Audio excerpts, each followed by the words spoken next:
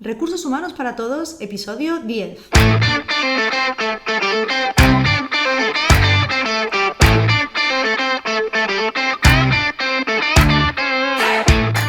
Bienvenido a Recursos Humanos para Todos, tu podcast semanal sobre recursos humanos. Podcast que podrás encontrar en iVoox, Spotify y iTunes y en nuestra página web sdhumancapital.com, donde también encontrarás más contenido en nuestro blog e información sobre nuestros servicios.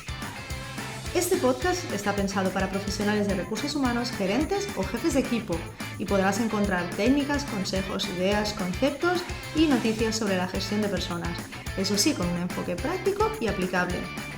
Mi nombre es Ramoni, soy socia en SD Human Capital y hoy tengo el placer de estar acompañada por Josefina, también una de nuestras compañeras en SD Human Capital. ¿Qué tal, Josefina? Muy bien, muchas gracias, muy contenta de estar aquí con vosotros. Muy bien, Josefina, hoy habíamos pensado que sería interesante hablar sobre una de las técnicas de entrevista que se utiliza, que se llama el BEI, ¿no? El BEI, exactamente, sí, que es el Behavioral Event Interview, o conocido en castellano como entrevistas por incidentes críticos.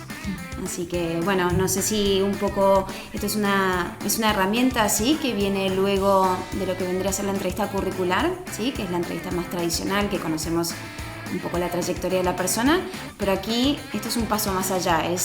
Lo que vamos a intentar hacer es evaluar las competencias de los candidatos, ¿no? ¿Y para qué nos sirve evaluar las competencias, Josefina? Tú que tienes experiencia entrevistando, ¿de qué te ayuda poder conocer las competencias? Bueno, un poco partimos de la idea de que la mejor predicción de saber si esa persona va a desempeñarse exitosamente en el puesto o realmente reflejar o demostrar las competencias es saber si las ha demostrado en un pasado. Entonces, con el BEI, con esta técnica, lo que haremos es evaluar esas competencias, ver si esa persona las ha demostrado a través de conductas, de comportamientos. Lo que haremos es recoger las experiencias o las situaciones pasadas de esa persona.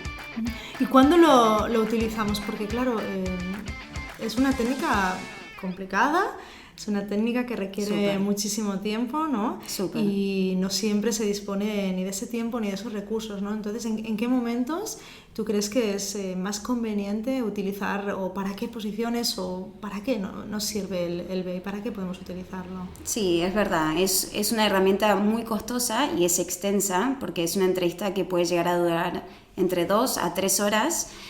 Y aquí más que nada se recomienda para perfiles de altos cargos, perfiles directivos, debido también a la complejidad, ¿no? Lo que implica son preguntas que implican un gran análisis también por parte del candidato. También muchas veces se utiliza en momentos de fusiones y adquisiciones en empresas, para poder determinar a ver cuál es el capital intelectual de la compañía, en momentos de planes de sucesión, ver a ver quién es la persona más indicada para el puesto, porque digamos, aquí lo que se hace es recoger, como hablamos, ¿no? Anteriormente, competencias es muy general, entonces se pueden establecer modelos de competencias. Esto implica para ciertas posiciones más directivas. Pero una de las cosas importantes aquí es entender quizás lo que son las competencias, porque cuando hablamos de ¿y cómo puedo evaluar yo una competencia? Lo que hay que entender es en qué consiste, ¿no? Al final son comportamientos. Exactamente. Comportamientos que nos permiten predecir cómo se pueden comportar las personas en otro momento, en una situación que puedan tener similar, ¿no? Que es un poco lo que tú comentabas, analizar el pasado para entender el futuro, ¿no? Para intentar prever lo que sería el futuro. Entonces, claro, eso solo puede darse si hay un análisis de competencias, se puede hacer si hay un diccionario de competencias realmente desarrollado dentro de la empresa. Es decir, que cada competencia con su definición, con sus niveles, ¿no, Josefina? ¿En qué momentos? Porque claro, no es fácil, ¿no? Todas las empresas pues nos lo hemos encontrado, oye, sí, tienes que hacer esto, por ejemplo, evaluación de desempeño o entrevistas por competencias, muy bien, pero ¿dónde está tu diccionario?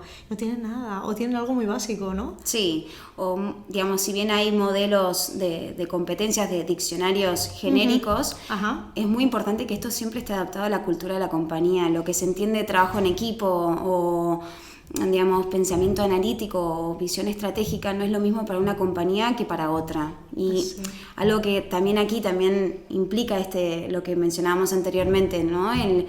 El nivel de complejidad que tiene este tipo de entrevista es que la persona que lo lidera, ¿no? El consultor o el profesional de recursos humanos, tiene que tener muy claro ese diccionario de competencias, lo tiene que tener en la mente súper claro, no solo que se entiende por la competencia, sino los niveles. Porque a medida que va avanzando en la entrevista, el tipo de pregunta que irá haciendo es para ver a ver si esa persona tiene cierto nivel de la competencia evaluada. Entonces, esto no se puede realizar en cualquier tipo de compañía. Tiene que ser siempre con un modelo de competencias, un diccionario detrás como base fundamental para poder llevar a cabo la entrevista. Porque claro, ¿cómo se desarrollan esas entrevistas? Entiendo yo que como toda técnica o metodología pues tendrá sus fases, ¿no? Entonces, ¿cómo es el desarrollo de esta entrevista del BEI? Sí. Bueno, como toda entrevista, sí, siempre hay una parte de introducción, que aquí es muy importante digamos, demostrarle y remarcarle al candidato cuál será el rol, ¿no? Del consultor, que será diferente a una entrevista curricular. Hay muchas personas que no están acostumbrados a este tipo de entrevistas, uno espera que le pregunten sobre su trayectoria profesional, pero aquí hay que enfatizar siempre el tema de que se evaluarán situaciones específicas. Entonces hay una primera fase que es más que nada explicación, de explicarle el motivo por el cual hoy se han reunido y cómo será la estructura de la entrevista, que consistirá en una primera parte de sí, una breve trayectoria profesional como contexto, y luego hablarán sobre situaciones específicas. Aquí hay que siempre también advertir el tema de las interrupciones, explicarle que haremos ciertas preguntas, que si bien será súper interesante lo que estará contando, haremos breves interrupciones. Esto también anticipa tenemos que tomar un rol de educadores, ¿no? De ir enseñando al candidato a ser específico, a ser concreto en sus explicaciones, digamos, porque tendemos a ser más dispersos, ¿no? Sí, queremos dar siempre todo detalle. Entonces, por un lado, esta cuestión, así como fase inicial vendría a ser, siempre obviamente creando ese espacio cómodo, de confianza, comentarle que todo lo que se hable será 100% confidencial, ¿sí? En el caso de que uno quiera grabar, que es algo que se recomienda debido también a la extensión de la entrevista, solicitarle, preguntarle y pedirle su permiso, por cuestiones obviamente de confidencialidad. Esto simplemente será para luego, posteriormente, poder hacer la codificación de la entrevista. Sí, bueno, el RGPD ya no nos deja mucha libertad, tenemos la necesidad de preguntar siempre y pedir autorización para tratar datos personales, imágenes, etc. Entonces, sí, porque claro, es realmente complicado poder luego tener en cuenta toda esta información, ¿no? Porque una entrevista de, ¿cuánto hemos dicho? Casi, sí. 3 horas. Exactamente. ¿Vale? En 2-3 horas realmente la información que puedes tener de una persona es relevante, ¿no? Porque además es alguien preguntando y una persona explicando, ¿no? Exactamente. Y no solo eso, no son solo 2 horas o 3 horas de la entrevista, pero implica un tiempo previo a la planificación de la entrevista y luego la codificación, digamos. Por eso esto requiere... Porque ¿cómo es? Perdona, Josefina, ¿cómo es la codificación de esa entrevista? ¿Qué se debe hacer? Claro, una vez que hemos terminado, ¿no? Toda la entrevista, tenemos las situaciones bien detalladas sobre qué ha pasado, luego siempre hay que codificar, ¿no? Es una técnica, digamos, vendría a ser para analizar la información obtenida. Pero para tener información valiosa siempre tenemos que tener ciertos parámetros o variables a tener en cuenta de qué información se puede codificar y qué información no es relevante. Siempre tener en cuenta que la persona, cuando cuenta una situación, ¿no? Hablábamos de las incidencias críticas, son situaciones que pueden ser de éxito o de no éxito, digamos, aquellas situaciones que la persona se sienta muy satisfecho en la vida laboral, o situaciones más frustrantes vendrían a ser de fracaso. Intentamos decir no éxito porque fracaso a veces la connotación es un poco negativa. pero siempre hay que la persona siempre hable en primera persona y en pasado. Una de las cuestiones que hablábamos recién era el tema de educar a la persona, ¿no? Al candidato. Algo fundamental, por un lado, es explicarle qué es una situación, es decir, es un hecho ocurrido en la realidad, que la persona siempre hable en primera persona. Tendemos a hablar de nosotros, no nos cuesta hablar en primera persona. Tenemos ese miedo a ser, no sé, egoístas y estas cuestiones, y hablamos siempre en nosotros o lo que hemos hecho todos juntos, que está bien, no, lo entiendo, que siempre a veces hay una colaboración por un equipo, pero hay que intentar fomentar que la persona siempre hable en primera persona y en pasado, porque el hecho tiene que ser algo ocurrido, finalizado. Tiene que tener una estructura de un inicio, un nudo y un desenlace, tanto positivo como negativo, pero tiene que haber ocurrido. Y comentas que es necesario que esto haya sucedido en el pasado. Pero claro, normalmente cuando hacemos este tipo de entrevistas estamos hablando de perfiles ya con una cierta seniority, con amplia experiencia detrás, ¿no? Sí. Con lo cual podemos irnos a un pasado. ¿Hasta dónde nos interesa ese pasado? Porque evidentemente esa persona ha tenido una trayectoria y donde está ahora no es donde estaba hace 10 años. Uf, sí, total. Habrá cambiado total. y sus competencias también habrán evolucionado, ¿no? Sí, suelen ser perfiles con 20 años de trayectoria, pero si bien obviamente serán súper interesantes esas experiencias en los primeros años, las historias, digamos, las situaciones siempre tienen que ser entre 12 a 18 meses, un año y medio como máximo, porque un poco como mencionabas, ¿no? La persona, uno cambia y también el contexto cambia. Hace 10 años no era lo mismo la situación, la venta, ¿no? La parte comercial, por ejemplo, no es lo mismo, los negocios cambian, los mercados cambian, entonces siempre tiene que ser reciente en el tiempo. La persona probablemente traiga quizás hechos o logros hace 5 o 10 años, pero nosotros tenemos que conducir esa entrevista a historias más recientes, siempre. ¿Y por qué me puede interesar? Es cierto que estamos diciendo es una técnica que es compleja, que requiere un montón de recursos, tiempo, difícil a la hora de analizar, no solo de hacer las preguntas, sino de analizar la información y de codificarla. Entonces, ¿qué me aporta frente a una entrevista convencional y por qué creo que puede ser realmente interesante en algún momento acudir al BEI o a un profesional que pueda aplicar el BEI como entrevista de técnica? Es verdad que es súper extensa y puede ser costosa, pero la información que recibimos utilizando esta técnica, esta herramienta, es sumamente rica. Conocer las experiencias pasadas de esta persona nos permitirá predecir cuál será su futuro desempeño y a ver si hay algún tipo de ajuste, hay algún gap o si realmente la persona podrá desempeñar esas tareas que nosotros buscamos hoy en día.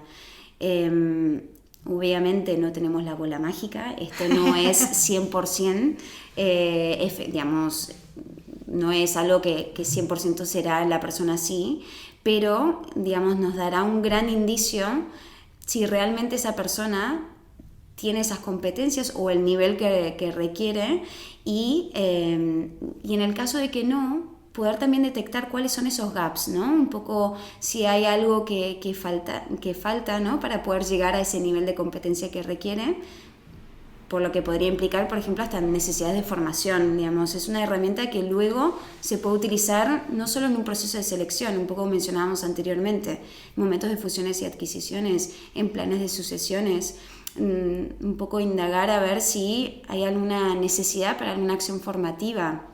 Esto es una técnica que no se limita únicamente a un proceso de selección.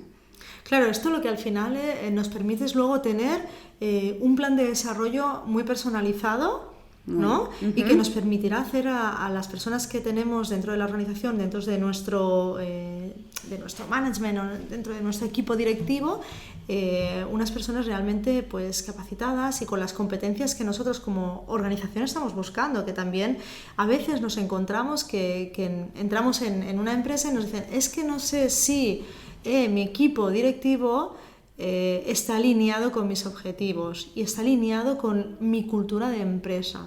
Eso nos lo hemos encontrado en más de una ocasión. Sí, o sea, sí. dudas sobre el equipo directivo. Entonces, una de las maneras, o sea, yo creo que esa técnica, el BEI, es súper interesante cuando precisamente lo que necesitamos es evaluar bien a nuestro equipo directivo y alinearnos, ¿vale? Porque a veces también hay que entender ese gap, ¿no? O sea, en qué nivel está la persona en cada una de las competencias que para nosotros son clave como organización, ¿vale? Y para ese puesto de trabajo, evidentemente, dónde queremos, en qué nivel queremos que esté y luego si la persona va a poder llegar a ese nivel, ¿no? Porque tampoco, yo creo que hay otras cosas que nos ayudan a entender. El B también nos ayuda a entender si esa persona pues va a tener las capacidades, ¿no? Para llegar a ese nivel que nosotros deseamos o esperamos. Exactamente. Y en caso que no, pues bueno, ver cómo podemos fomentarlo, ayudarle, como tú dices, con un plan de formación, ese plan de desarrollo, o sea, ayuda para conseguir que nuestro equipo realmente pues esté con nosotros, esté en nuestro mismo barco. Sí, sí, ¿verdad? Totalmente, totalmente. Muy bien, y claro, tú imagínate, pues es eso, estamos en una empresa, ¿no? Nuestros clientes, como hemos dicho, en más de una ocasión, más de una, nos ha pasado el decirnos que no tienen o que no saben cómo tienen a su equipo, pero que saben que algo les falta, ¿no? Entonces, ¿qué les recomendamos o qué les podemos recomendar? Imagínate que somos directores de recursos humanos o que estamos en una empresa como CEO y nos preguntan, oye, ¿qué hago para entender y para saber y para definir? Porque no sé qué le pasa a mi equipo directivo. ¿Sería el BEI, la técnica, la única técnica? ¿O crees que realmente podría ayudarnos o sería complementaria? Bueno, primero habría que hacer un análisis. Si tenemos un modelo de competencias, hay que partir de esta idea, a ver si hay un diccionario o si no lo hay. En el caso de que no lo haya, es recomendable tener un diccionario de competencias, porque también esto un poco mencionabas anteriormente, ¿no? Que esté alineado siempre al negocio, a la cultura, cuál es la visión, la misión, cuáles son esos valores. Muchas veces el tipo de competencias que se requiere, mismo también en posiciones directivas, va muy alineado a los valores o cuál es la cultura de esa organización. El BEI es una herramienta súper interesante para hacer con perfiles directivos, no es la única. Siempre es recomendable o acompañarlo con otras herramientas. Se pueden hacer assessment centers, se pueden hacer development centers, entrevistas luego ya de seguimiento con esa persona, una vez ya visto cuáles son los gaps, implementar diferentes acciones, tanto de formación como luego pueden hacer de mentoring, de coaching. Digamos, hoy en día creo que como profesionales de recursos humanos debemos utilizar diferentes herramientas, técnicas, todo lo que se encuentra en nuestras manos para obviamente hacer, digamos, potenciar el talento que tenemos en la organización. El BEI es interesante para hacerlo si es un grupo directivo. Para mí es algo fundamental para hacer y acompañarlo. No puede ser una única acción, no puede ser una única herramienta.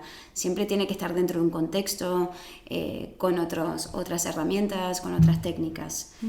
Y una pregunta, porque a nivel de competencias hablamos de ese diccionario, ¿no? Que se tiene que elaborar por parte de las organizaciones o acompañando a las organizaciones, pero en el BEI en concreto, ¿cuántas competencias crees que podemos o consideras que es correcto evaluar en ese periodo de tiempo que estamos con esas personas?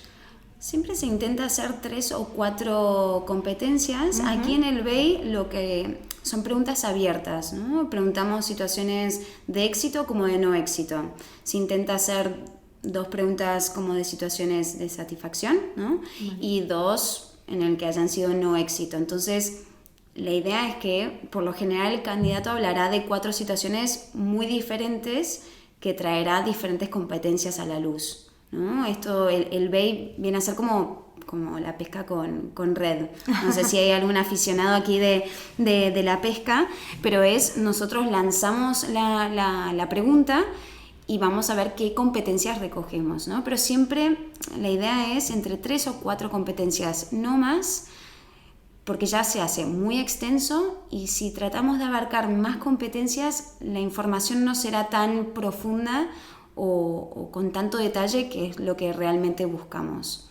Claro, porque al final lo que nos interesa es conocer muy bien en qué nivel concreto y qué comportamientos concretos nos demuestran que tiene esa competencia. Exactamente. Con lo cual tendremos que tener diferentes inputs o diferentes situaciones que nos permitan verlo. Seguramente a la luz salgan durante esas entrevistas algunas otras competencias, pero serán pinceladas en las cuales no profundizaremos, ¿no? Entonces lo que dices es focalizarnos en esas 3 o 4 competencias que son estrictamente imprescindibles, ¿no? Sí.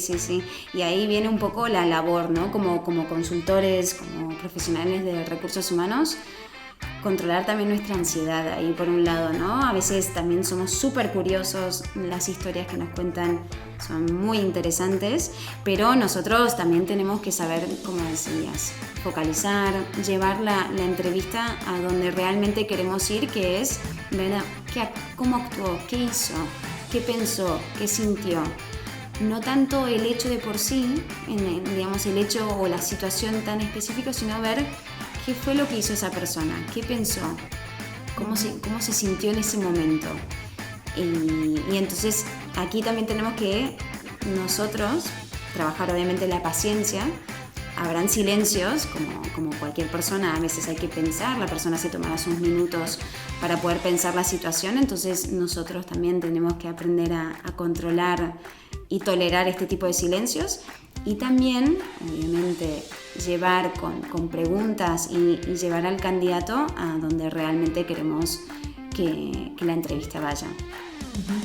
Muy bien, Josefina, oye, pues muchísimas gracias por estar aquí, por explicarnos, por compartirnos y agradecerte eso, el tiempo que has dedicado hoy. Muchas gracias. Perfecto. Y hasta aquí nuestro episodio de Recursos Humanos para Todos.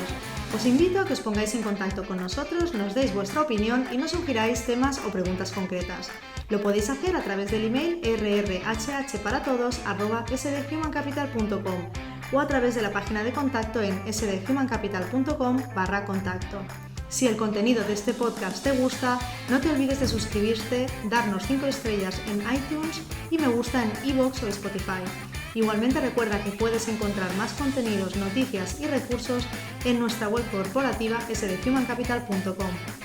Muchas gracias por todo, por tu tiempo, por tu atención, por tu interés en estos temas sobre gestión de personas. Nos escuchamos en el próximo episodio. Hasta entonces. Adiós. ¡Feliz semana!